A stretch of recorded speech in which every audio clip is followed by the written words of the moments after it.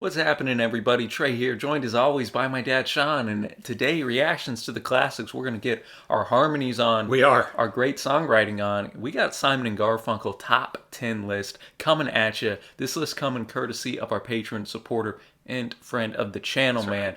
The great Carl coming in, bringing us this list. He's a big fan of Simon and Garfunkel, and I think he put together a fantastic top 10 list. I do too. And with a group dad like Simon and Garfunkel, there's so many great tunes to choose. Somebody's favorite might not be on the list, and that's totally okay. Of course, someone's favorite. You're going to comment below, I can't believe you didn't put this on. But it's hard to put a top 10 list together. Trust me, you put something on, someone's got to fall off. That's the nature of the beast. And before we get started on the list, if you like this video, be sure to give it a big thumbs up, hit that big red subscribe button, and if you'd like to support the channel in any way, have us react to a song, or maybe even do an own top 10 list for you, you can check out our Patreon page, which is linked down below. Shout out to the patrons who help keep this channel running. And all that to say, Dad, I guess we can just dive into this one. Yeah, a little background on Simon and Garfunkel. 5 studio albums. They were first together when they were very young as Tom and Jerry. Actually That's had a right. minor radio hit in New York City while they were still in high school. They put their first album together. It comes out. It flops. They go their separate ways. Art goes back to college.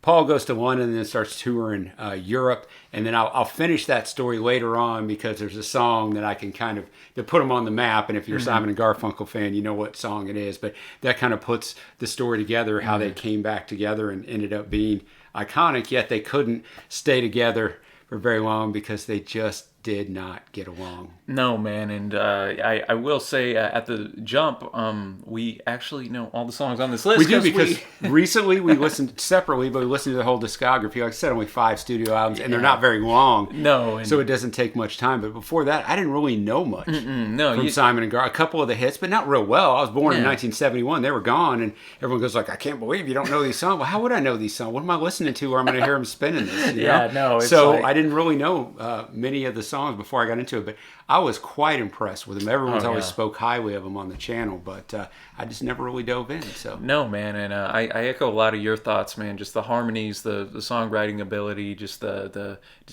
beauty and just the pretty nature of these tunes, man, is great. And we're gonna start this one off going to Bridge Over Troubled Water, 1970, with El Condor Pasa, also known as If I Could. See, Trey, that's why you took 3 years of Spanish. I tried, man. I didn't know at the time that I'd be bringing This it is up. why it's important, man.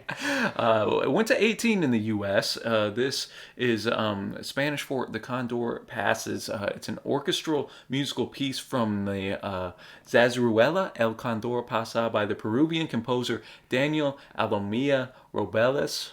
And say that 10 times fast. No, that's why I'm letting you handle all this part.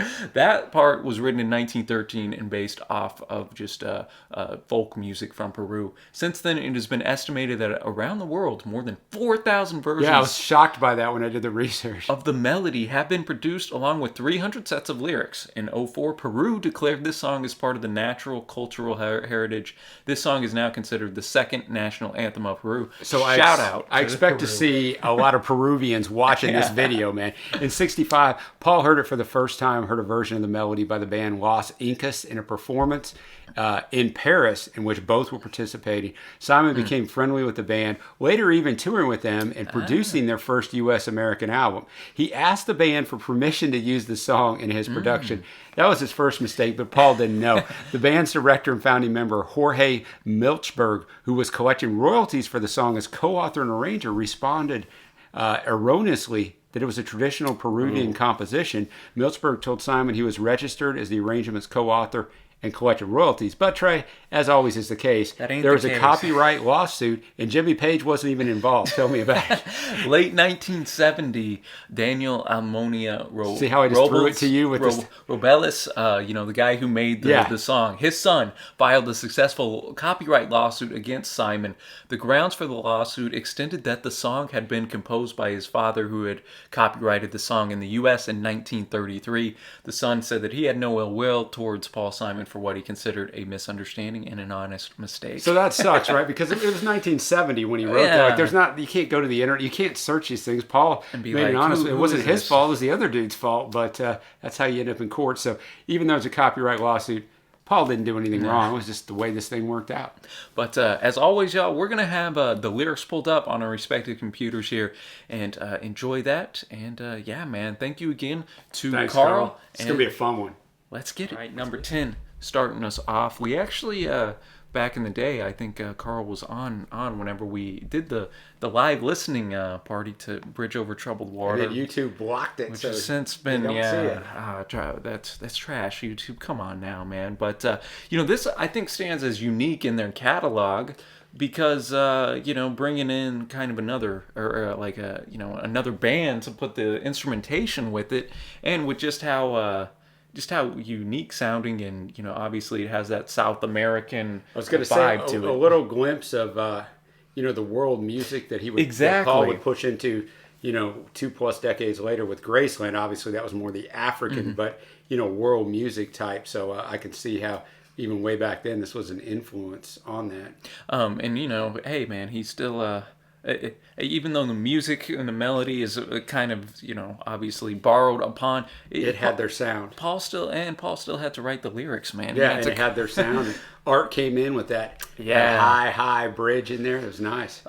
So cool little kind of handoff from one to the other there, from the verses to the bridge, back to the verses for Paul. And just those lyrics, like almost like Paul's recognizing, man, if I could do this or that and be better than I am, I would. If I could, I surely would. But then I'd rather be a force in a street. Yes, I would. If I could, I surely would. So would I, man. So would I. Man, so good solid way on a record that is going to have more songs up on this list later on. Spoiler alert. Yeah, and now we're going to go to number 9 up in here. What's it going to be? It's going to be America from Bookends, 1968. Maybe my favorite record by them. It's a toss-up between that I agree with and that. Bridge. Yeah, written and composed by Paul, concerns young lovers hitchhiking their way across the U.S. in search of, quote, America in both a literal and figurative sense. It was inspired by a 1964 road trip that Paul took with his then-girlfriend, Kathy Chitty. A 2014 Rolling Stone Readers Poll ranked it the group's 4th best song. The Hammond organ playing us out to end with America, number 9, man. Just a beautiful track, man. A track that stirs emotions up in its short 3.5-minute runtime. Yeah, I thought it was great, and it's Paul writing about something in his life. It's just let us be lovers. We'll marry our fortunes together. I've got some real estate here in my bag, so we bought a pack of cigarettes and Mrs. Wagner pies and walked off to look for a marriage. Kind of just drawing back on a different time where they were just young and no worries and just went after it. Yeah, and I like bringing up, he brings up the cigarettes, and then, later on, wow, we want a cigarette, and we smoked the last one an hour ago, kind of some of these things come up later on as Paul progresses the song, which, it's one of the reasons he's considered one of the GOAT songwriters of all time, man. And Kathy gets a shout out in verse 2, Trace. No matter what she did with the rest of her life, she could say, you know what? I'm in this freaking song. I got that, and she had a Kathy song herself, which may or may not appear on this list too. That's right. And I find it interesting as well because he really kind of, Simon puts you not in the big cities here. He's putting you in the kind of a smaller little heartland-esque, not in the heartland, but kind of smaller, where I can just envision in my mind everybody kind of knows each other. He mentions Saginaw, which is in Michigan, and not the biggest place in Michigan or anything. I thought that was kind of cool. You're from Saginaw, shout out, man. No disrespect. And just again, they're on the bus, this or that, just that young love where you still got that twinkle of life in your eye, man. So really good track that I think culminates instrumentally at the end. Hammond organ, not an instrument common in Simon and Garfunkel no, music, not something man. that I'm a huge fan of, but I actually liked it. Yeah, it was subtle enough to where it just, I think, gave just enough punch to the track, man. And agreed. And hey, David Bowie and Yes covered this tune later on as well, so it has that in its pocket as well. And now we're gonna move to song number 8 on this list. We got Scarborough Fair and Canticle. So we're going in there, and this is kind of interesting, Dad, because Scarborough Fair, it's a traditional English folk ballad. Okay, so they're bringing in that. This is kind of like two songs mixed in one because there was another song of Simon's that they kind of brought in here. Yeah, it was. And I mean, the thing with the Scarborough Fair part, it's an English ballad that Paul learned when he was over. I mentioned earlier he was in London. He learned it from Martin Carthy, who had actually picked it up from this hymn book that someone else had put together years earlier. So it's an old song, been around forever. This song went to 11 in the U.S. What Simon did, he set it in counterpoint with Canticle, which is a reworking of the lyrics from Simon's anti-war song, This Side of a Hill, set to a new melody, but composed mainly that melody by Art. So it was the lead track of the 1966 album Parsley, Sage, Rosemary, and Thyme, and was released as a single after being featured on the soundtrack of The Graduate in 1968. Here, there was a little bit of a problem with Martin Carthy. The copyright credited only Simon and Garfunkel as the authors, causing ill will on the part of Carthy, who felt the traditional source should have been mentioned. But years later, Paul invites Martin up on stage, and they play the song together, Bury the Hatchet. But there is another little thing. A guy who we love actually used this first. Yes, that's right. Mr. Bob Dylan borrowed the melody and several lines from Carthy's arrangement to create a song, Girl from the North Country, which is one of my favorites. Oh, it's freaking banging. Of the Free Will and Bob Dylan. Shameless plug there. We got to review that record up. Fantastic. So, man, this is a really good tune, man, that... I think, again, just shows how Simon and Garfunkel have those roots in just music of the past. Yeah, exactly. And then blending these two, just even thinking to do that is it's a pretty smart deal. Coming in, man, number 8 on the list. This one, was the first song on this list, at least, to really showcase just the excellence of the harmonies of Paul Simon and Art Garfunkel. Yeah, man. the arrangement and just mixing all that in there, is fantastic. And I thought it was cool how, they were able to blend the traditional, Scarborough Fair with their own, unique and original kind of lyrics. And yeah, it's good to know the story of this. I'll interrupt you for a minute, just because, when I first heard the song, I'm like, what in the heck are these guys singing about? I kind of like, what is this, man? Well, because it opens the record off. Yeah, you're just like, and then, guys will usually sing Parsley, Sage, Rosemary, and Thyme. Like, what are you talking about, man? But now I get it, because they took the old and, mixed stuff in. This is, I think, probably their most underrated record in my eyes as well. Yeah. There's a lot of very solid melodies all over, sprinkled on this Parsley, Sage, Rosemary, and Thyme record, and good spices. No, exactly. That's how you know they really like this tune if they're going to name the whole album after it. Man, I'm telling you. But really a neat and creative track as well. That also I enjoyed kind of the keys in there. Kind of reminded me of some kind of psychedelic Beatles work as well. In that regard musically. But anyways, we're going to go to now one of the most famous tunes from Simon and Garfunkel. I did know this song before I started listening to them. We got Mrs. Robinson, of course, from The Graduate, and of course from the record Bookends. Yeah, it's famous for its association with the 1967 film The Graduate. You watch that yet, Trey? I haven't yet. I've actually watched the film. You haven't. The song was written by Paul, who pitched it to director Mike Nichols alongside Art after Nichols rejected 2 other songs intended for the film. Although the Graduate soundtrack album features 2 versions of this, neither is the full version as featured on Bookends. Mrs. Robinson became the duo's second chart topper, hitting number 1 on the Billboard Hot 100, as well as peaking within the top 10 in the UK, Ireland, and Spain, among other countries. In 1969, it became the first rock song to win the Grammy Award for Record of the Year. So not a Beatles, Simon and Garfunkel. There first we go, ones in man. 69. Big time. Just an absolutely iconic, legendary track for good reason, man. Let's enjoy it. All right, Mrs. Robinson bringing us on home here, man. And as we were going through, just kind of looking at the track, I learned something. It was originally going to be called Mrs. Roosevelt, because it wasn't written for The Graduate itself. It just kind of worked in. And the Mrs. Roosevelt in question, of course, Eleanor Roosevelt, FDR's wife. I didn't know that either. I'll just keep it in the movie context because that's the way it is in my brain. But yeah, man, just a obviously legendary tune. One of my favorite choruses, just ever in general, man. It's just so darn catchy. And the way it started, the whole dee dee dee, they put that in there just because there was nothing in there. Yeah. And they thought it sounded too long, so they wanted to do something because there was no lyrics there, so they just did that. And it actually works. Like normally you'd see that and go, I don't know about that, but it just totally works. And then they go right into the chorus instead of the verse. And I think that makes it very powerful. Yeah, because that's the first thing you hear, and it's like, oh yeah. And I mean, voice just sounds so beautiful. Oh man! I mean, all of these songs have beautiful vocals. Yeah, but this on them, one's man. fantastic. But, yeah, almost even the next level. And you know, as it goes through to talking about kind of the affairs and whatnot, you know, from what I know about The Graduate, it kind of works in with the movie. Most of all, you got to hide it from the kids. Yeah, got to hide it from the kids, baby. And then verse 3 kind of talks about going to the candidates debate, laugh about it, shout about it. When you've got to choose, every way you look at it, you lose.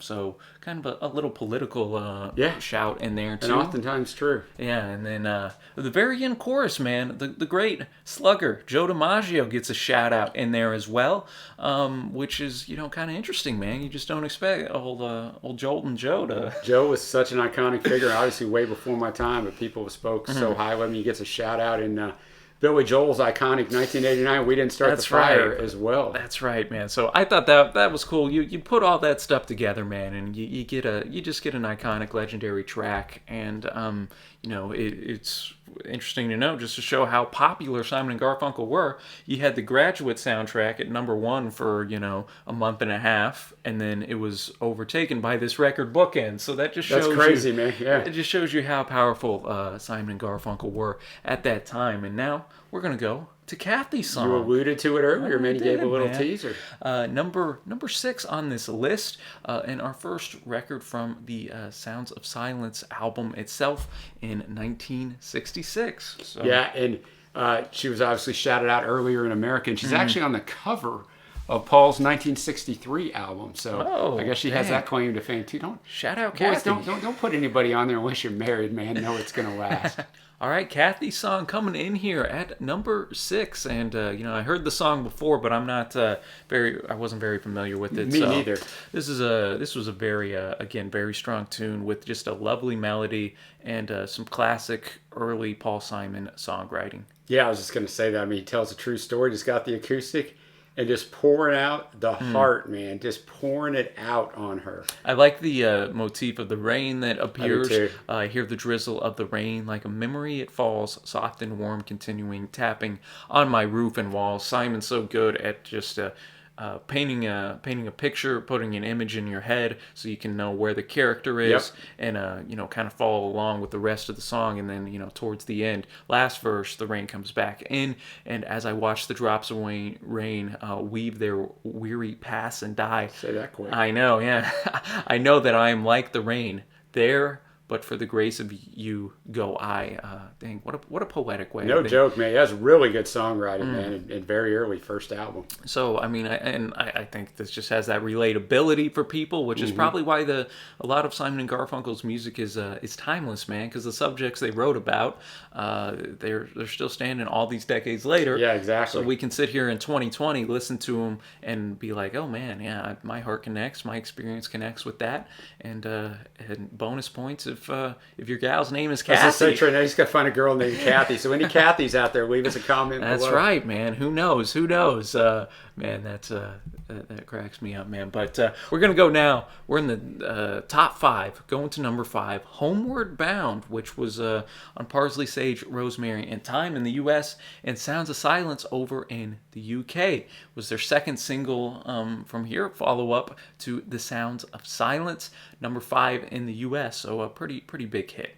Written by Paul after returning to England in the spring of '64. He had previously spent time in Essex, and he became a nightly fixture at the Railway Hotel in Brentwood beginning that April. During this time, he met who? Yep, she's all over the place. Kathy Chitty, who was working as a ticket taker at the club. The two hit it off instantly, but it became clear that Simon desired to perform in London, resulting in an emotional farewell. Following a performance in Liverpool, Simon was waiting for the early morning milk train to London at a railway station. He had been missing Chitty's company, and he began to write Homeward Bound on a scrap of paper. Now, that's the story, guys. That's probably true, but either way, it's a heck of a story, man. It is, man. Oh, man. Simon really outdoing himself. Yeah, just got himself a scrap of paper and just stuff of legend right there. Wrote his heart out. Just a gorgeous track. It's fantastic, man. Just fantastic.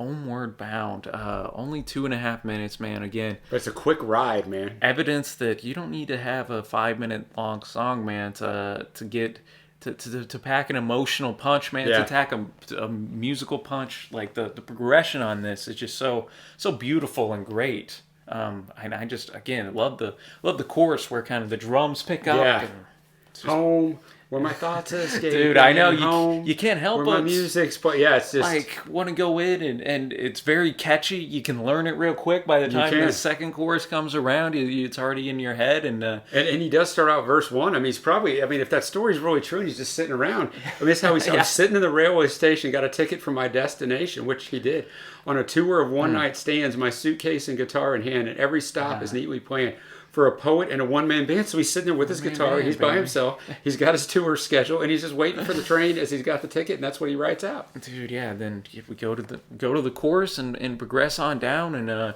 just again very kind of poetic-esque lyrics, man. Paul's able to say a lot with few words, and Like verse 2, every day is an endless stream of cigarettes and magazines, because if you're of my age, when you went to the airport, the train station, the bus station, that's what was around. There were, like, the newsstands, and there's all that stuff around, so that's what he's seeing.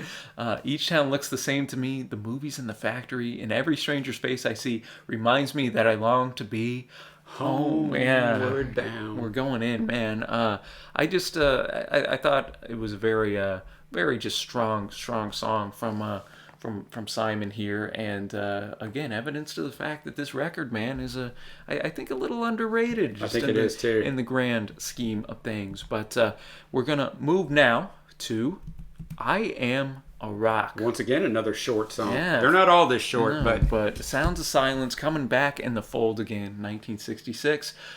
First performed by Simon alone as the opening track of his album, the Paul Simon Songbook, which he originally recorded and released in August of '65, only in the UK. Yeah, duo Simon and Garfunkel re-recorded it, included as the final track on their album Sounds of Silence. Number 3 in the U.S. chart. I didn't know this song existed back when I was in my big weightlifting days. Otherwise, I would have played this song every time I walked. I Am a Rock, baby. Let's Yeah, go. let's do it. I Am a Rock. Didn't have that one hearted for some reason. Yeah, man. I know. I don't know what was going on here when I was like, I know. I'll tell you what, this is just an absolutely tremendously written song. It's very catchy, yet the lyrics are very dark, because he's talking about, I am a rock, I am an island. He is withdrawing into himself. He doesn't have anything to do with anyone. At the very end, on the outro, he tells us what that means. And a rock feels no pain, and an island never cries. And then he's done. But it's like, I am going to isolate. If I never choose to have relationships, I can't get hurt. If I never choose to love, I can't get hurt. So just like I said, a tremendously written song. Dude, yeah, Paul Simon is already high up on my list of songwriters, but just going through this list, man, he's like, you're just really just taken by the brilliance, man, of how this man can write a said song. It a couple times. It doesn't have to be long songs. He says everything he needs to say here in a very poetic way. And, he uses some literary techniques in here with the rhyming and the alliteration, especially in verse 1, gazing from my window to the streets below of a freshly fallen, and then we got silent shroud of snow, get the alliteration going in there. He notes, I have no need of friendship. Friendship causes pain. It's laughter and it's loving I disdain. Yeah. Ooh, great line right there.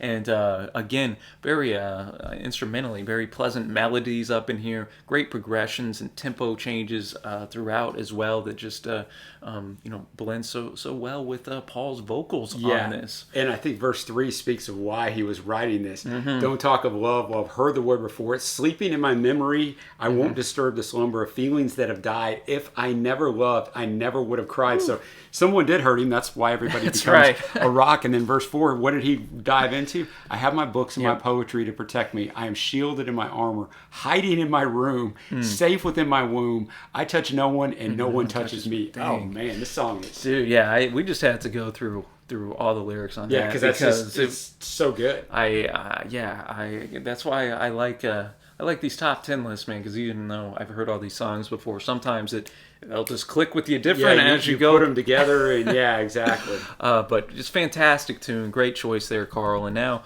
we're going to go to just another absolute bona fide classic track. We have The Boxer from Bridge Over Troubled Water, and we've done we did this. I can't remember. It was on another top 10 list. It was on another top 10, Deep Blues top 10 Yeah, list. that's right.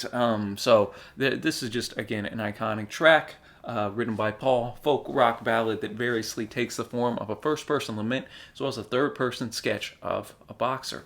Lyrics are largely autobiographical and partially inspired by the Bible and were written during a time when Simon felt he was being unfairly criticized. The song's lyrics discuss poverty, loneliness. The song only has one drum beat and played during the lie, which I think I've always taken in the song to reflect kind of like a boxer, like pounding a punching bag. It's 7 in the U.S., performed well internationally, charting in the top 10 in 9 countries, 106 on Rolling Stone's 500 greatest songs of all time. The original recording of the song is one of the duo's most highly produced. Took over 100 hours to record. The recording was performed at multiple locations, including St. Paul's Chapel at Columbia University in New York and Columbia Studios in Nashville. Unfortunately, it's sometimes been suggested that the words represent a, quote, sustained attack on Bob Dylan. Under this interpretation, Dylan is identified by his experience as an amateur boxer, and the Lie, Lie, Lie chorus represents allegations of Dylan lying about his musical intentions. These have since been debunked, but I saw them come up lots of times when I was studying this song. It's not true. There's really no reason to believe that's true, but that's just the things that people like to make up. No, man. And then something goes and people just run with it. They run with it. It's worse now, but even then. Anyway, one of my favorite songs up in here, these last 3 are going to be just absolute bangers, and The Boxer's going to start us off. All right, The Boxer coming in at number 3, a worthy number 3 choice. I know we've spoken on this song before, Dad, but it's one of those that no matter how many times you hear it, I still think packs a punch. No pun it's just so beautiful. I mean, it's so beautifully arranged, everything put together just so well, up to the lie, lie, lie, and then we talked about with the drum, the single drum. Yeah, it's just a fantastic song. I mean, everything about it. And at the end, too, almost have some strings coming up, almost like it sounded like a tuba. I don't know what it was. I don't know what it is either, but yeah, I agree. And it just takes you on. It's a longer song for them. Yeah, no, definitely. It's over 5 minutes long, and they really utilize that time to build an intricate song all the way around, man. So a fantastic choice. And just starting off with the rags, just describing this guy's upbringing in the first couple verses.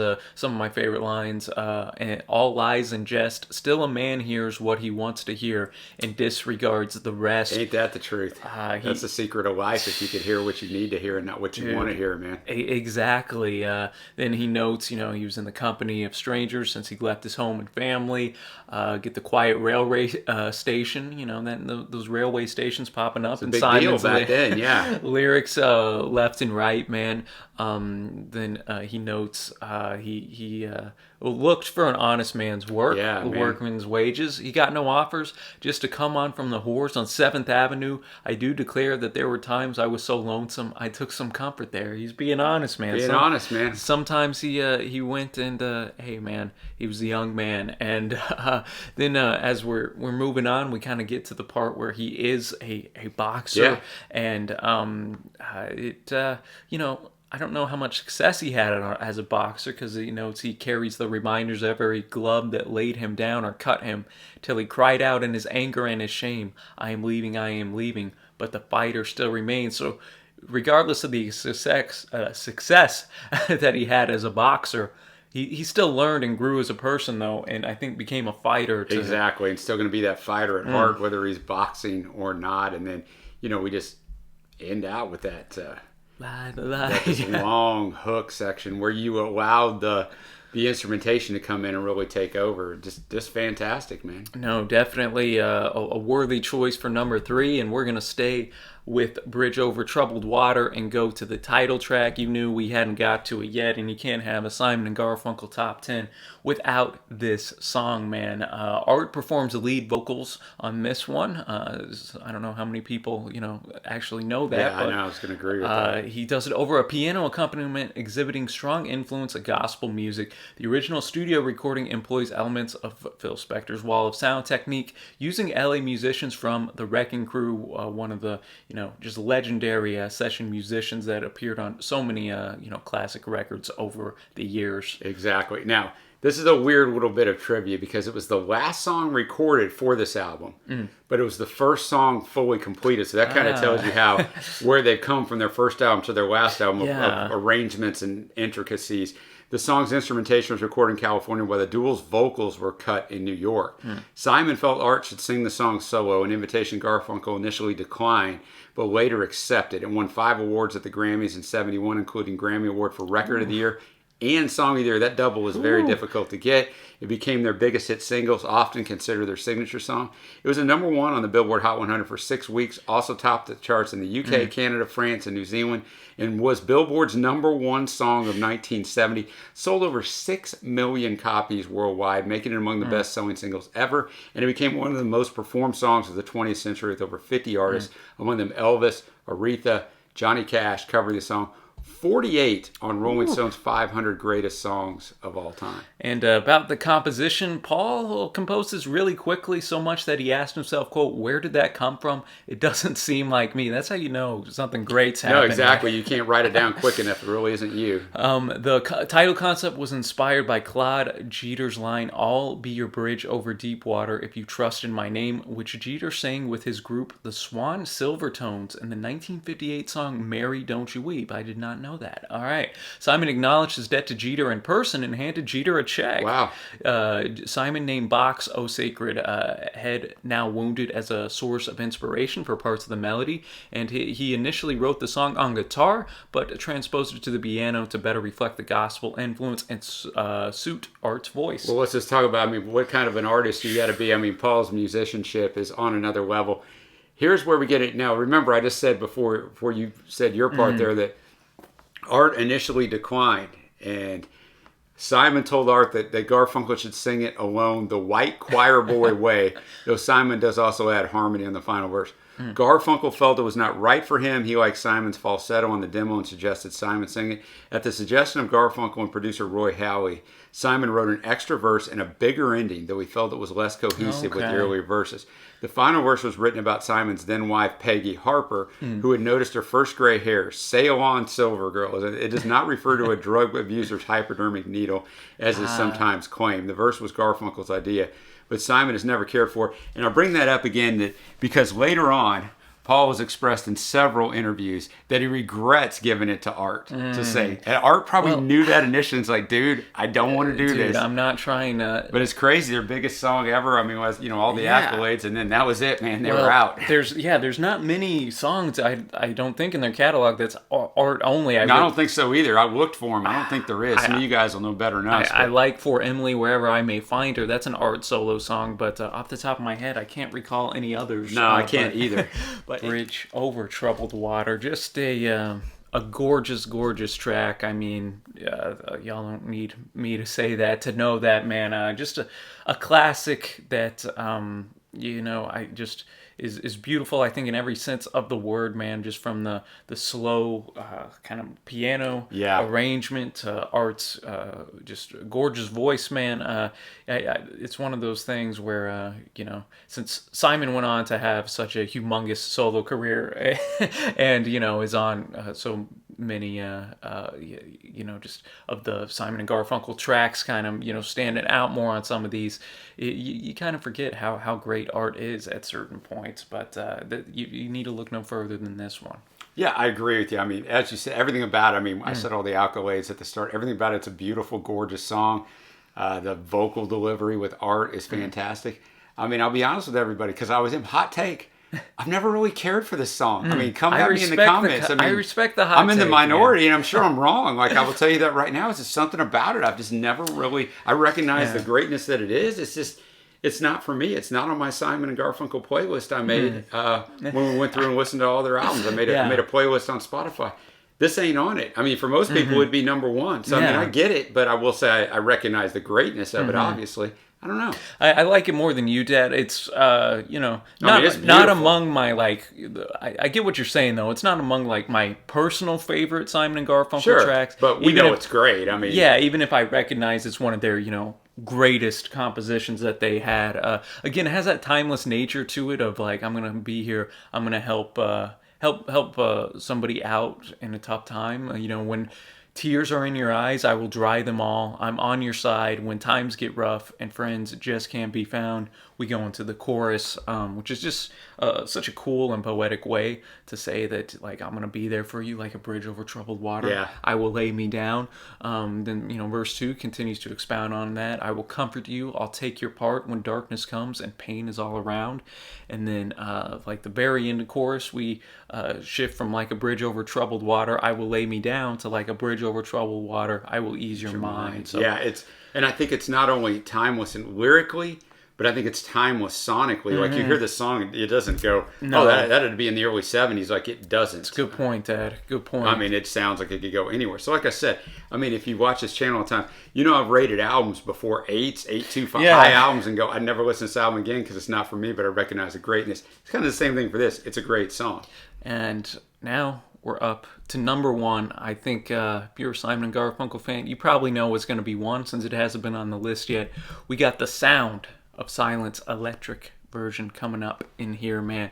Originally, the Sounds of Silence, with the S there, was written by Paul over several months in 63 and 64. A studio audition led to the duo signing a record deal with Columbia Records, and the original acoustic version of the song was included on their debut album, Wednesday Morning, 3 a.m. Released in October 64, the album was a commercial failure and led to the duo disbanding, which, we were kind of talking about at the beginning, way at the start of the video. Simon returned to England and art to his studies at Columbia University. Now, in 1965, the song began to attract airplay at radio stations in Boston and throughout Florida. The growing airplay led Tom Wilson, the song's producer, to remix the track, overdubbing electric instruments and drums. The remix version was released as a single in September of 65. Simon and Garfunkel were not informed of the song's remix until after its release. Now, here's why. This happened all the time, Trey, when I started digging into this. In the 60s, like, the producers would go back sometimes 2 years later and just pull a song off an album they did, and they just start adding stuff in. So the song hit number 1 on the Billboard Hot 100, leading the duo to reunite and hastily record their second album, which Columbia titled Sounds of Silence, in an attempt to capitalize on the song's success, which is where this comes from. The remixed single version of the song was included on this follow-up album. It was also featured in The Graduate. It's included on that film's soundtrack. The song's origin and basis remain unclear. There's a lot of people who argue over this, with multiple answers coming forward over the years. Many believe the song commented on JFK's assassination, as the song was recorded 3 months after the assassination. But Simon stated in interviews, however, I wrote The Sound of Silence when I was 21 years old, which places a time frame firmly prior to the JFK tragedy, with Simon also explaining the song was written in his bathroom where he turned off the lights to better concentrate. Was the 18th most performed song of the 20th century, 157 on Rolling Stone's 500 Greatest Songs of All Time. I have a few thoughts on electric versus acoustic, but I'll share those at the end. All right, man. Well, number 1 on this list, let's get into this classic. Sound of Silence coming in, topping this list, man. And this would be my number 1 as well. Carl, I just think this is like... this is a 10 out of 10 track, man, just from arrangement to lyrically, and it's also unique to know, no chorus in this song either, man. We just go and just paint such a wonderful, vivid picture Simon paints here. And I think there's... like any great song, there's room for a lot of different interpretations on what this track really means. Before we get in lyrically, though, I know what you're going to say, Dad. Acoustic versus electric. Yeah, and here's the thing. The electric version's fantastic, and we owe, like, debt majorly that it was remixed. And, I mean, this had to happen. Otherwise, we would have Simon and Garfunkel, right? There had been this one strange album, Wednesday Morning, 3 a.m., just sitting over there, and, like, who knows? Maybe Paul would have made it big. Maybe he wouldn't have. I don't know. He was at a concert at a small club in Europe when someone handed him the Billboard Hot 100, and he saw that it was number 1. Like, this is the way things were done, but nobody knew what the heck was going on. For me, I think this song is probably a 9.5 out of 10, and the acoustic version is probably a 12 out of 10. I'm not sure that the acoustic version, I think it's probably one of my 5 favorite songs of all time. Yeah, it's killer as well, man. Because I think you can, once you know that was added in there, I can tell, I guess just because I know, you can tell it was added afterwards. It works obviously great, but I'm sure they've said it somewhere. I couldn't find it, or maybe they would never say it publicly. I'm wondering which version they like. You're right. Yeah, that's not how they intended. And you don't question. always know, right? Because you're too close to it, right? So sometimes someone can improve your stuff, and you're like, no, I want it this way. So I'm not saying that, but either way, I would have chose the electric version to be number one. The acoustic, I would have chose the electric to be number one, even though I love the acoustic. If I couldn't have chose the acoustic.